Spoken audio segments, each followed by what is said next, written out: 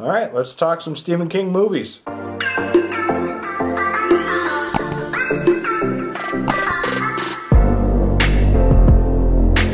Alright guys, welcome back to my channel. I'm Zach with Zacks Books, and today I've got for you a fun little video that Danielle and I decided to make. What the concept of this video is the top 10 Stephen King books that I have ranked. What I decided to do, which we have the video up here if you want to take a look at it as a refresher. I will also say them on here as well. But what we decided to do was, based off of those 10 books, we're going to rank them how I enjoy them, whether it's a movie or a TV miniseries. And I'm solely going off of classic versions of these, like the originals. So you will not be seeing It from 2018, 2017, I think the first one came out. Pet Sematary 2019 will not be on here. The new Stand series that came out last year is not going to be on here. So you won't be seeing anything that's more recent. I think the most recent one on here, I think, is Dreamcatcher, and that was like the early 2000s. So two of them are not on this list because they do not have an adaptation, and I will be starting with those ones first. But don't forget to like, comment, subscribe, and let's get into it. Just a quick reminder of what my top 10 looked like in terms of the books. Again, the video is up here if you want to take a look at it, or we will also have it down below if you want to check that out. But just as a refresher, number 10 is Dreamcatcher, then The Stand, and then we went Drawing of the Three, Desperation, Christine, The Long Walk, The Green Mile, Pet Sematary, The Shining, and It. Those are my top 10 in terms of books. So for the movies, we decided it's going to be different. Top 5 is way off. It's a complete shake-up, really. And I'm very excited about this. So starting off at number 10 and number 9 is The Long Walk and The Drawing of the Three, because they don't exist. There is no movie or TV show for The Long Walk or The Drawing of the Three. The Long Walk does have, I think, a film in process or is being talked about being made. As well as, I think, after the first Dark Tower movie came out, The Drawing of the Three was brought up to be part of like a Dark Tower TV show that was going to happen. But then I think that flopped and that didn't work out either. So at 10 and 9 is two that don't even have a film adaptation. But I would love to see it one day. So we're just going to go right into number 8. And that is Desperation. So as much as I love the book, the movie just really wasn't the best for me. Obviously, I loved Ron Perlman as Intrigan. The guy was a beast. The guy looked really cool. Just compared to these other movies or TV shows, I think this was a made-for-TV movie. I think that's what it was called. So it wasn't like a TV miniseries like The Stand was or The Shining from the 90s. I think it was like a movie that was direct to TV, not like in theaters. So, I mean, follows pretty close to the book. The movie does, but it's just filmed weird to me. And the boy that like is like the Messiah or like the Savior or whatever, I didn't like his character. He was kind of, in my opinion, kind of like a dork. I really didn't enjoy him. I mean, yeah, I mean, the thing that really stole the show for the movie was Ron Perlman. I mean, the guy just, I mean, he just did everything for me. He was funny, he was a badass. That's pretty much the only thing that really saved the film, in my opinion, was him. So that's why Desperation is going to fall technically last place compared to the other ones, because two of them don't exist. So in 8th, Desperation. In 7th place, we have The Stand. This was a TV miniseries in the 90s. It could very well have also, yes, it was the 90s. This was literally, I think it was 6 hours long. It helped me a lot in terms of understanding The Stand, like the novel, because I was able to put like faces to names. I was able to, put places together, and it helped in terms of that. But the sole fact that I had to sit there for literally 6-7 hours and watch it all kind of unfold, that's kind of what really deterred it from me in terms of it being higher ranked in this thing. Because the rest of these are all pretty much films, except for one. But, I mean, Gary Sinise does a really good job in this film. All the actors really do a good job in this. It's not really, like, bad acting. It's just a super long story to make, and it's kind of hard to put into a TV miniseries. I have not seen the most recent one, so that's why that's not on this list. I also heard really negative things about it, so another reason why I'm not putting it on the list or even really wanting to watch it, because it's really down-talked. It's not good. Coming in at number 7 is The Stand. Coming in at number 6 is Dreamcatcher. Yes, I can already hear you guys typing saying, how the hell can you put Dreamcatcher above The Stand? Or Desperation, for that matter. I honestly really enjoyed the book. I gave it 4.5 stars. And the movie is honestly pretty good, in my opinion. I actually really enjoyed this film. Again, the bondage of friendship between the 4 main characters at the beginning is... I mean, a lot of people say he tried digging back to his roots and trying to go back to, like, It, with, like, the friends, and they grow up, like the Losers Club. Which they mentioned Derry Maine in this. These 4 boys in this book that grow up to be men end up being from Derry, Maine as well. The movie is really good. I love it. Thomas Jane does really good in this. The guy who plays Beaver, he was also the guy in My Name is Earl and Alvin and the Chipmunks. I really cannot think of his name right now. But he does a good job as Beaver. The whole rest of the cast is really great. Morgan Freeman's eyebrows steal the show. I mean, it was a really good film. Once it kind of went dark and went to the whole alien stuff, that's when it kind of was like, what the hell am I watching? But, you know, overall, it was an okay movie. I still think it's better than The Stand and Desperation. So, there you have Dreamcatcher at number 6. Alright, coming up at number 5 is Pet Sematary. The original one from the late 80s. So the book is number 3 on my all-time favorite books of Stephen King of all time. The movie falls a little bit flat because the guy who plays Louis Creed acts like pure garbage, in my opinion. It's like he doesn't care. He's just he just looks like a bum that walked on the set and they're like, hey, yeah, you're playing this doctor. He's like, okay, cool. Like, his acting, Church does better acting than him, and Church is a flipping cat. That's my honest opinion of the guy who plays Louis Creed in this movie. It's bad. But the whole rest of the cast does a really good job. The guy who does Judd Crandall, Herman Munster, I always forget his name, is phenomenal as Judd Crandall. I love it. He is by far, like, built perfectly for the role. If I were to put the 2019 version on this list, I would not put that version on this list. It sucks. It's very bad. It follows like maybe 1% to what the book actually is. Like, the only thing that's like referenced is he buries the cat and the cat comes back.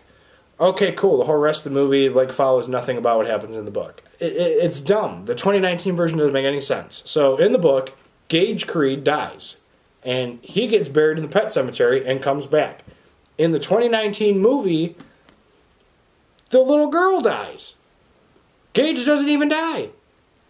Why change it? What's the point? And then they still want to call it Stephen King's Pet Cemetery. That's not Stephen King's Pet Cemetery. That's some random bum's Pet Cemetery. It's not the same. 2019 Pet Cemetery. You suck. The original one is by far the best in comparison between the two. And yes, I did just banter because of how much I really hated that version. It had good expectations, it went into it with high hopes, and it fell flat on its face. It purely sucked. I did not like any bit of it. Like, none. So, I will say the actor for Louis Creed in that version is better than the actor for Louis Creed in this version. The older version. That is the only positive note. So, I mean, that's all I really gotta say about Pet Sematary. I mean, falls at number 5 in terms of the movies in my top 10 list. If I were to make a list of all the Kings I've watched in general, it probably would be lower. But for sake of this, it's falling in at number 5, Pet Sematary. Alright, coming in at number 4 is the 1990 TV miniseries of It. This, Tim Curry saves this miniseries beyond belief. Without his Pennywise, it would have fallen flat, in my opinion. I could not... The only other actor that I know in this is... I can't even think of his name. The guy who plays the child version of Richie Tozier. Seth Green. That's the only other character... That's the only other actor I remember in this TV miniseries, is him. And Tim Curry literally saves this, in my opinion. So the 2017 Chapter 1, it could have even been 2018. I think it was 2017, 2018. I think those were when they were released. It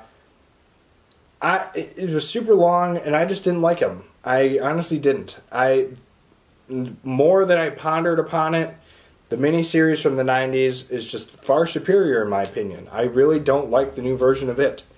It's good, but I just think Tim Curry's Pennywise is better.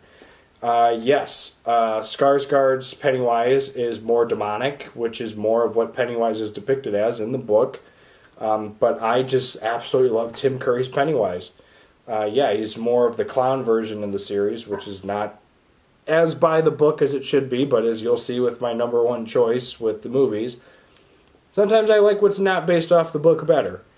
So, Tim Curry's Pennywise is literally what saves this and puts it at number 4 for me.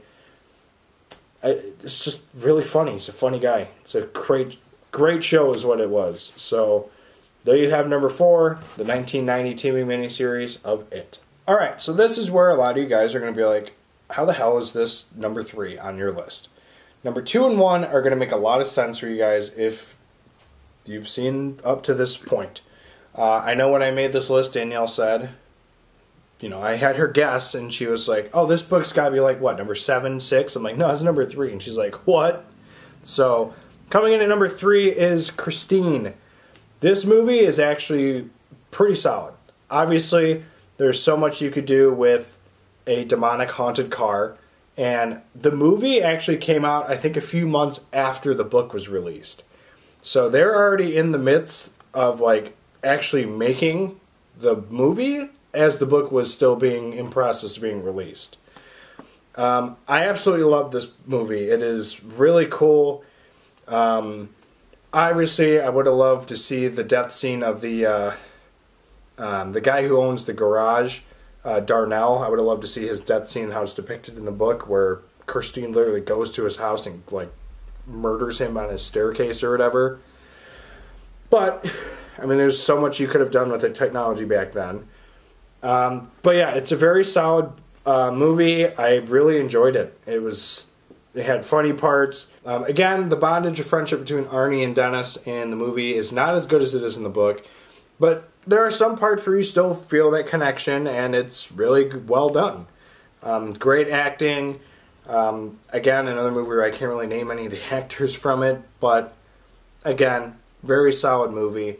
I did really enjoy it, and Christine is just a sexy car, 58 Plymouth Fury. You know, like, I need one. But yeah, number 3, Christine. Alright, so the next 2 should not really come as a surprise for you guys. Maybe it has, maybe it's not. I don't know. Christine was probably a surprise for everybody. But coming in at number 2 is The Green Mile. This movie is so sad. It brought Danielle to tears. It makes me shed a tear every time I watch it. And the book was practically no different. So it's about a death row inmate named John Coffey who's on the Green Mile. Paul Edgecombe, who is the guard who's kind of watching over the Green Mile. He's like the main person in charge of Cell Block E. I mean, it's just such a good movie. Tom Hanks is phenomenal. The guy who plays John Coffey, Michael Clark Duncan, is phenomenal. His acting is great. In my opinion, the fact that this didn't even win... the fact that he didn't win an Oscar for this is depressing. That's just how good this movie was. He was nominated, at least, and this was also nominated for Film of the Year that year. Didn't win. Neither did Michael Clark Duncan, which is pure robbery in my opinion. He did such a good job. The movie brought me to absolute tears. It's so sad, and I mean, you just feel bad for and it's a fictional character too. It's like, yeah, this person doesn't exist. I shouldn't feel bad, but like, King does such a good job with like destroying your emotions with the book, and Frank Darabont, I think that's how you pronounce his last name, I'm sorry, does such a good job with directing this movie. It's unreal. It's great. And if it wasn't for number one, which obviously y'all know what number one is now, this would be the number one movie I have watched, in my opinion. So if it wasn't for number one here, this would be number one. And fortunately it sits at number two, and there you have The Green Mile. Alright, ladies and gentlemen, it's the time you've been waiting for. My number one favorite movie based off of my top 10.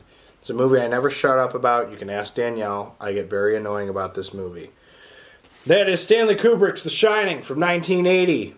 This movie is the greatest movie I have personally seen in my life. And I know a lot of you are going to be like, well, then you have not watched a lot of movies. False. I happen to watch tons of movies. Well, I watched tons of movies. But The Shining is the movie that pretty much got me into Stephen King. The movie, I watched it at my great-grandma's house up in Wisconsin, nonstop. She had the VHS version of it. Whenever my dad and older brother would go fishing and I didn't feel like going, this is usually what was on the TV. My great-grandma would always be like, why don't you watch something else? I'm like, no, this is what we're watching. Jack Nicholson does a phenomenal job as Jack Torrance, in my opinion. Yes, he off the bat kind of starts very demonic and very asshole-ish, where his counterpart in the book starts out as more like a father figure. Somebody who loves and cares for his family. But in the movie, Jack Nicholson pretty much said like he doesn't feel like he should give off that vibe. He should just be a douche right off the bat. And in my opinion, that worked. I absolutely love the acting. Shelley Duvall, I know, was nominated for like worst actress in a movie for this. But when you watch like the documentaries about like the movie and how it was made and the amount of torment that she went through, she actually did a video not that long ago like talking about like how this movie like impacted her life. And it traumatized the hell out of her. She went down such a bad like downward spiral after this movie because of Stanley Kubrick. Not even funny. She does really great acting in this, in my opinion. At first, I absolutely hated it, but the more I kind of think about it, the more I've matured with it, it's actually good acting, and it's unfortunate what happened to her career after this movie, pretty much. But, I mean, the movie gets a solid 10 out of 10. The book gets a solid 10 out of 10. It's just my all-time favorite movie, and it's my second all-time favorite book, if it wasn't for it. So, there you have my number one favorite movie for my top 10 list, The Shining. Alright, so these are how my top 10 favorite novels stack up on the big screen, the little screen, whatever kind of screen you can find it on. Phone, whatever. Obviously, like I said, The Long Walk and The Drawing of the Three do not have an adaptation, so they do not make the cut. So, what are some of your favorite Stephen King movie or TV miniseries adaptations? Let me know in the comments down below. This was also just based off of my top 10. At some point in the future, I will be trying to do an all-time favorite Stephen King movies or TV shows, because Cujo's not in here, Misery's not in here, Firestarter's not in here. There's tons of other movies that would probably be in my top 10 that are not here because they're not in my top 10 favorite novels. So, I don't know. How does this compare to your list of top 10 movies or whatever? Let me know in the comments down below. But don't forget to like, comment, subscribe, and we'll see you guys in the next video. Later.